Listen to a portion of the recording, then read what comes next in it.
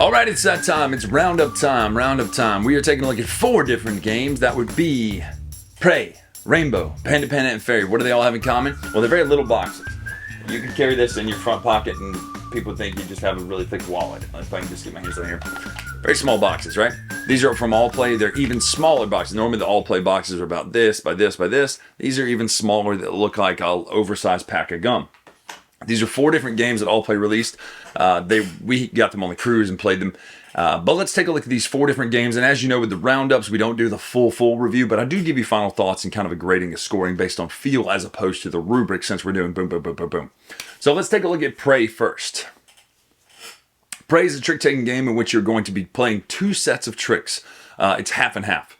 On the first wrinkle that makes this unique is you're going to roll dice. You're going to have 2 different numbers. Your goal for the round is to get at least the amount of tricks of one of your dice. Not at least, exactly the amount of tricks of one of your dice. If you have a 2 and a 6, you can either choose to win 2 tricks or 6 tricks.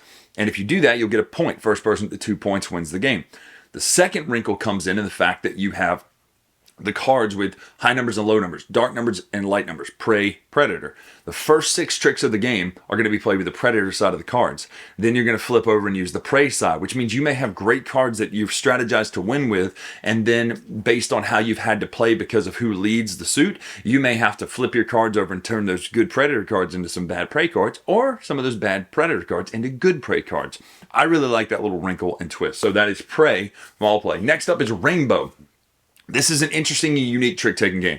It works the same way of, if someone leads with a type of thing, a single card or a straight or run, you have to lead with that. But then once you're done, you have goal cards in front of points cards in front of you.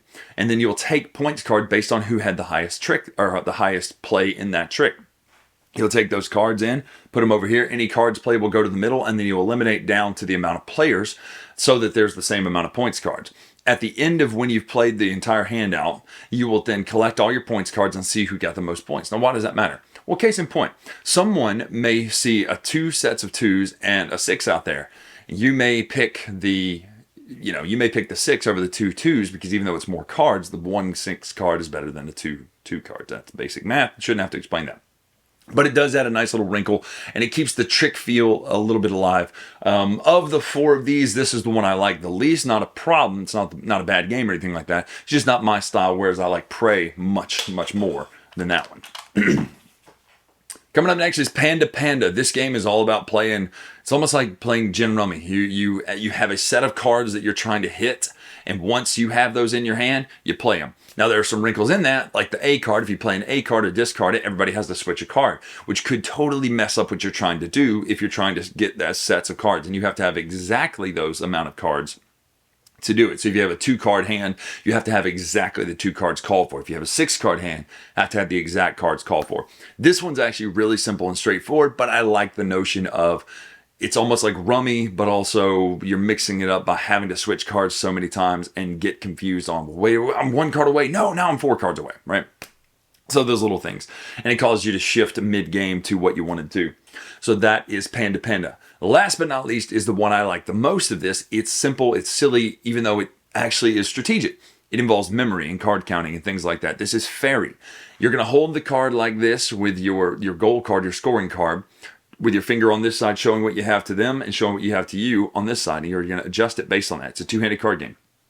You'll flip the first card face up, and then everyone will choose point up if you think the next card's going to be higher, down if you think it's going to be lower, fairy if you think it's going to be exact fairy, and then I think it's this for the same suit.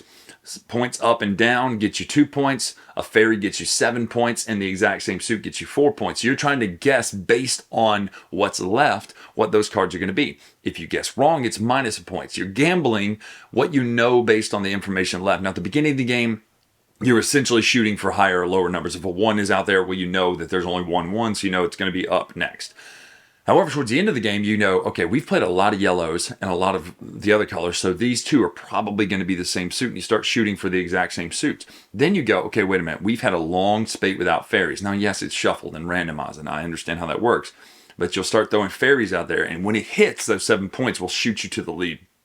First person to do a certain amount of points or the most points by the end of the cards running out wins the game, and that is Fairy. I really like Fairy. Fairy is my favorite of these. I'll play this a lot. Our daughter wants to play this all the time now. So that is 4 Allplay super quick roundup games that can all 4 fit in your bag, and you have a game night of 4 games that you can play boom, boom, boom, boom, boom, or in an airport or in whatever. You know, you could even play Fairy on a long drive with your backseat buddy. Don't recommend playing in the front seat. That's dangerous. But you could definitely play Fairy while traveling. So all 4 games from Allplay, go check them out now. I'm Bryan Drake here on the Dice Tower. Make sure to go check out the Game Found, fund it now, and then also check out the new spate of merch on the DiceTowerStore.com. I'm very excited about the new 8-bit pixel shirt this year. The entire Dice Tower crew pixelized in your favorite styles. I've wanted to do Z like that for a very long time, and I finally got it done. So until next time, we'll see you.